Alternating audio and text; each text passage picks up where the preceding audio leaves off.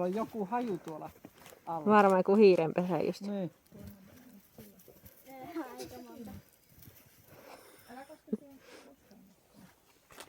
Mikä siellä on, Maru?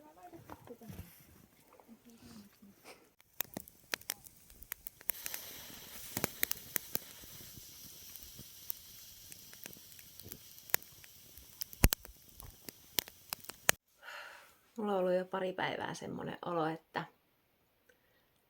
mun tekisi mieli aloittaa työn tekemistä.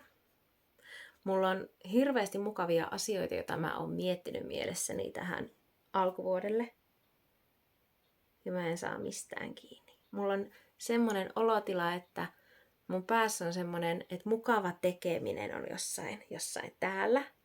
Ja siinä välissä on semmoinen harmaa, pikkusen läpinäkyvä kalvo. Ja minä seison sen kalvon toisella puolella. Ja mä vaan yritän, tarttua johonkin langan päähän kiinni, että mä pääsisin jostain aloittamaan niitä mukavia asioita ja mä en pääse sen harmaan kalvon läpi. Mulla on semmoinen olotila.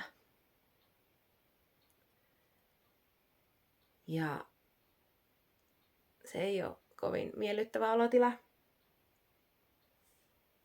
Ja siitä tulee sellainen olo, että taasko mulla menee tämä näin, että kun mulla on nyt elämässäni semmoinen tilanne, että nyt mulla on aikaa, mulla ei ole tähän alkuvuodelle minkäännäköisiä markkinoita, millekä mä haluaisin osallistua tai mitään tiedossa, että mulla on vaan näitä omia juttujani, joita mä keksin, että mitä mä ehkä haluaisin tehdä ja mä en saa mistään niistä kiinni.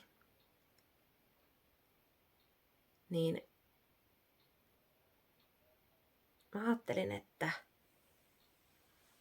mitä jos lähtisi tekemään semmoista retkeä omaa mieleensä ja siihen, että miten tuon oman mielensä kanssa pystyisi tekemään asioita niin, että olisi tyytyväinen olemiseensa ja saisi aikaan niitä asioita, joita oikeasti haluaakin saada aikaan. Niin semmoiselle retkelle, että lähtisi tekemään asioita, jotka edesauttaa sitä, että henkinen hyvinvointi ja fyysinen hyvinvointi ovat sellaiset, että pystyy toimimaan kaikista optimaalisimmin.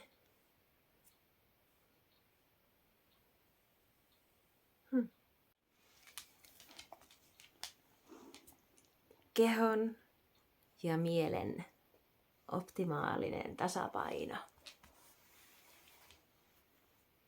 Siihen vaaditaan koira. Koira tarvitaan siihen väliin. Vähintään yksi, mielellään monta.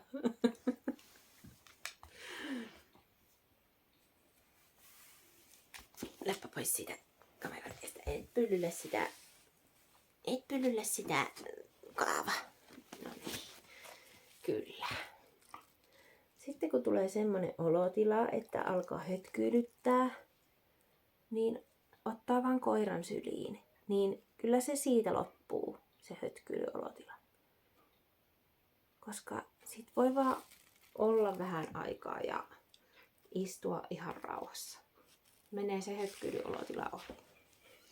Siinä on seitan kehon ja mielen tasapainon ykkösvinkki.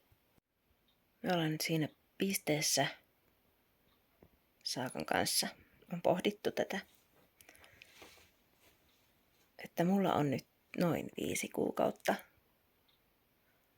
kalenteri aivan tyhjänä.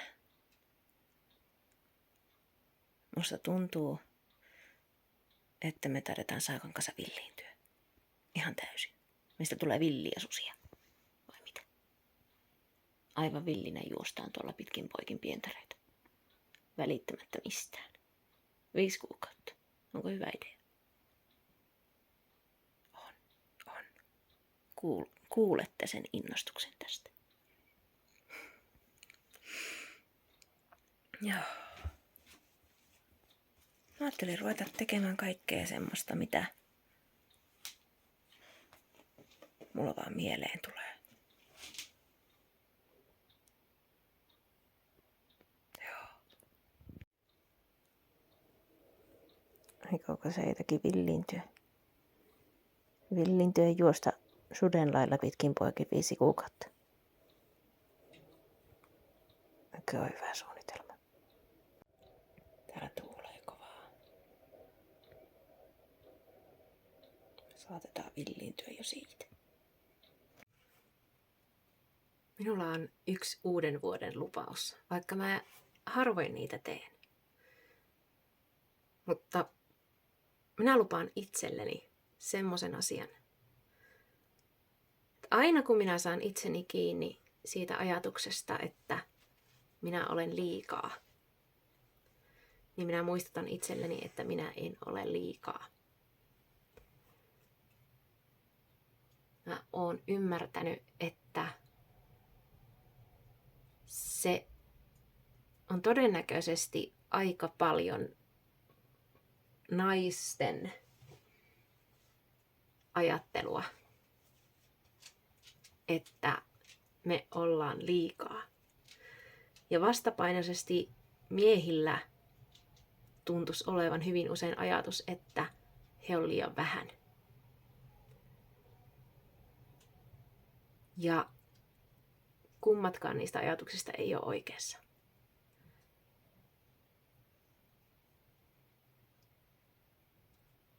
Tämä on käsittämättömän suurelta tuntuva ajatus ja asia.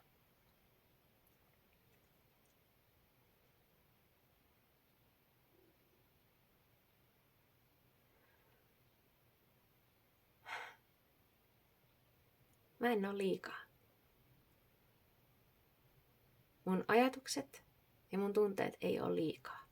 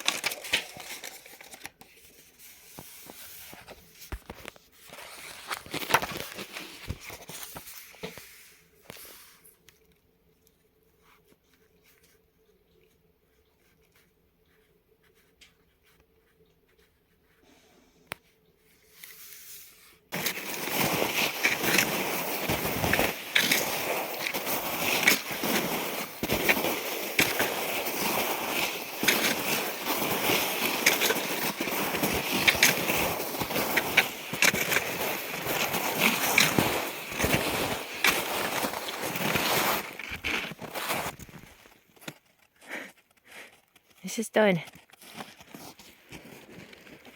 Siellä.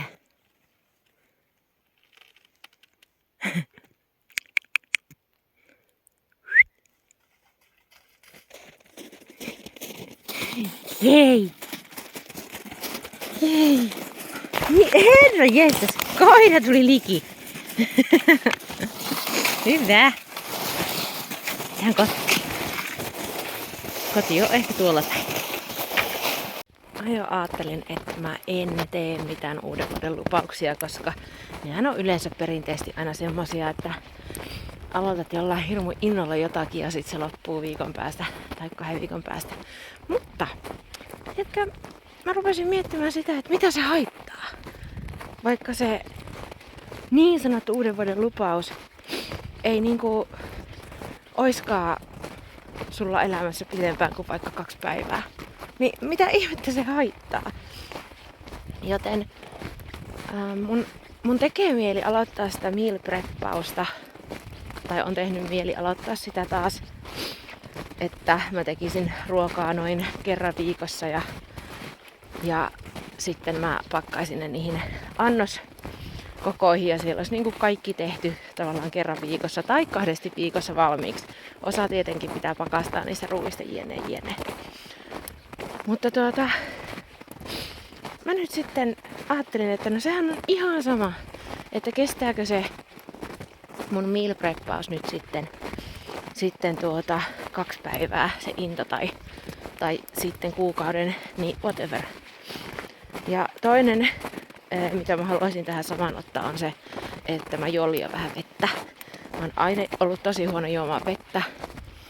Ja mä pistin nyt semmosia 0,33 pulloja vettä jääkaappiin, 1,5 litraa. Ja mä ajattelin, että saisinkohan mä tsempattua itteni veden juomiseen, että aina kun mä näen sen pullon siellä, niin mä voisin juua sit sen. Ja se ei ole niinku liian iso kerralla juotavaksi. Ja sit siinä, kun ne kaikki pullot olisi tyhjiä, niin tuli se 1,5 litraa juotuna sitä vettä. Niin tämmösiä mä mietin. Ja mä nyt ei sinällään ehkä, en mä pidä näitä uuden vuoden lupauksena, mutta semmosena, että nyt on semmonen oikee New Year, New Me -energiat taas valloillaan, niin miksipä niitä ei käyttäisi hyödyksi. 2. päivä 1. on tällä hetkellä ja koirien kanssa on lenkillä ja